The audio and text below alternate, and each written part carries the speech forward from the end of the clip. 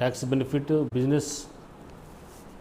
Business establishment, tender మరియు insurance claim, student loan, personal loan, housing loan, car loan, వీటన్నిటి గురించి తెలుసుకుందాం. ఈరోజు రాఖీ పండుగ శుభాకాంక్షలతో ఇన్కమ్ ట్యాక్స్ ఫైలింగ్ వల్ల ఒక సామాన్య పౌరుడి నుంచి ధనవంతుల వరకు ఇన్కమ్ ట్యాక్స్ రిటర్న్స్ ఫైలింగ్ ఏ విధంగా ఉపయోగపడుతుంది. నెంబర్ 2, మనకు ఏ విధమైన లోన్ ఎక్కువ మొత్తంలో కావాలన్నా ఖచ్చితంగా మనం బ్యాంకుకు వెళ్ళి ఐటీ రిటర్న్స్ మొత్తంలో 20 లక్షలు, 30 లక్షలు, కోటి రూపాయల వరకు బ్యాంకు లోన్ ఇచ్చే అవకాశం ఉంటుంది.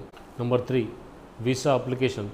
వీసా అప్లికేషన్కు మనం వెళ్ళినట్టయితే తప్పకుండా ఇన్కమ్ ట్యాక్స్ ప్రూఫ్ ఉంటేనే మనకు వీసా అనేది ఇష్యూ చేయడం జరుగుతుంది. ఎందుకంటే మనము ఇన్కమ్ స్టెబిలిటీగా ఉందని వారు భావిస్తేనే మనకు వీసా అనేది ప్రొవైడ్ చేస్తారు.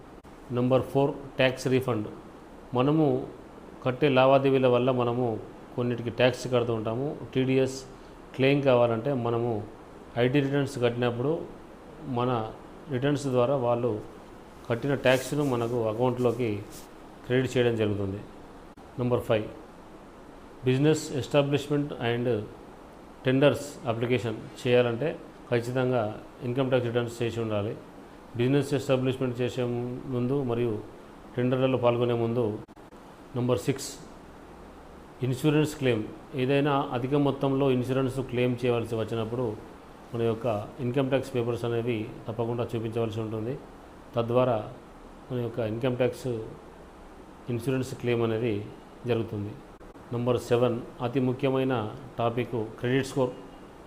ప్రతి ఒక్కరికి క్రెడిట్ స్కోర్ గురించి తెలిసే ఉంటుంది. తమ యొక్క క్రెడిట్ స్కోర్లు స్టెబిలిటీగా ఉండాలంటే ఇన్కమ్ ట్యాక్స్ అనేది కడుతూ ఉండాలి. ఎలాంటి మైనస్ మరియు ఈఎంఐస్ పెండింగ్లో ఉండకుండా ఉంటే మనకు క్రెడిట్ స్కోర్ అనేది ఇంప్రూవ్ అవుతుంది, స్టెబిలైజ్గా ఉంటుంది. Number 8, tracing of losses.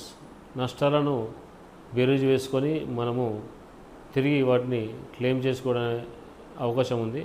ఎప్పుడైతే నష్టాలలో మన కంపెనీ ఉంటుందో ఆ నష్టాలను ఐటీ రిటర్న్స్ ద్వారా చూపించి మనం కట్టే ట్యాక్స్లో ఎగ్జంప్షన్ పొందే అవకాశం ఉంది. నెంబర్ 9, హయ్యర్ ఎడ్యుకేషన్ మరియు స్టూడెంట్ లోన్స్. ఎప్పుడైతే ఒక విద్యార్థి తన హయ్యర్ ఎడ్యుకేషన్ కొరకు విదేశాలకు వెళ్ళే అవకాశము వచ్చినప్పుడు లోన్ కొరకు బ్యాంకు వెళ్తూ ఉంటారు. సో బ్యాంకు వెళ్ళినప్పుడు బ్యాంకు లోన్ త్వరితంగా స్పీడ్గా ఇవ్వాలంటే ఇన్కమ్ ట్యాక్స్ ప్రూఫ్ అనేది మ్యాండేటరీ. ఇన్కమ్ ట్యాక్స్ రిటర్న్స్ కరెక్ట్గా ఉంటేనే బిజినెస్, స్టూడెంట్ లోన్స్ అనేవి వాళ్ళు ఇష్యూ చేస్తారు.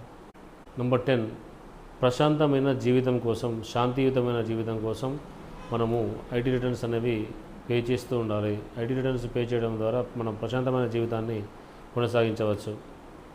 మనము చేసే చాలా లావాదేవీల్లో అన్ని మిస్టేక్స్ అన్నీ జరుగుతూ ఉంటాయి కాబట్టి ఆ మిస్టేక్స్, లాసెస్, గెయిన్స్ అన్నీ వీళ్ళు ఐటీ రిటర్న్స్లో చూపించి మనకు ఎలాంటి ఇబ్బంది లేకుండా, ఐటీ నోటీసులు రాకుండా, ఇన్కమ్ ట్యాక్స్ నుండి మనకి ఎలాంటి ప్రాబ్లం కాకుండా మన ఐటీ రిటర్న్స్ చేయడం ద్వారా మనం రక్షింపబడవచ్చు.